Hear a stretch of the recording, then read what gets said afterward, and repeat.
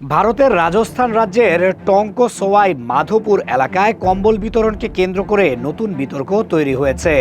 অভিযোগ উঠেছে স্থানীয় এক ভারতীয় জনতা পার্টি বিজেপি নেতা মুসলিম নারীদের কম্বল দিতে অস্বীকৃতি জানিয়েছেন। এমন একটি ভিডিও সামাজিক যোগাযোগ মাধ্যমে ছড়িয়ে পড়ার পর ব্যাপক সমালোচনা শুরু হয়। ভিডিওতে দেখা যায় কম্বল নিতে আসা এক নারীর পরিচয় জানতে চান ওই নেতা। তিনি মুসলিম বলে জানালে তাকে সহায়তা না দিয়ে ফিরিয়ে দেওয়া হয়।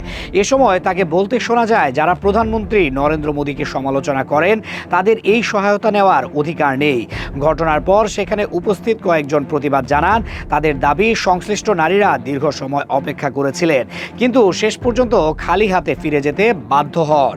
পরবর্তীতে অভিযুক্ত নেতা দাবি করেন তিনি ব্যক্তিগত উদ্যোগে কম্বল বিতরণ করছিলেন এবং এতে সরকারি কোনো অর্থ ব্যবহার হয়নি। এদিকে টঙ্কসোয়াই মাধোপুরের বর্তমান সংসদ সদস্য হরিশচন্দ্র মিনা ঘটনাটির তীব্র নিন্দা জানিয়েছেন। তিনি বলেন, এ ধরনের আচরণ সামাজিক সম্প্রীতির জন্য ক্ষতিকর এবং এ নিয়ে প্রশ্ন তোলেন, সরকারি পর্যায়ে সংখ্যালঘুদের জন্য বিভিন্ন কর্মসূচি চালু থাকা সত্ত্বেও এমন মানসিকতা কিভাবে প্রকাশ পায়। ঘটনাটি নিয়ে ভারতীয় সংবাদ মাধ্যম এনডিটিভি সহ বিভিন্ন প্ল্যাটফর্মে আলোচনা চলছে এবং বিষয়টি রাজনৈতিক ও সামাজিক মহলে নতুন বিতর্কের জন্ম দিয়েছে।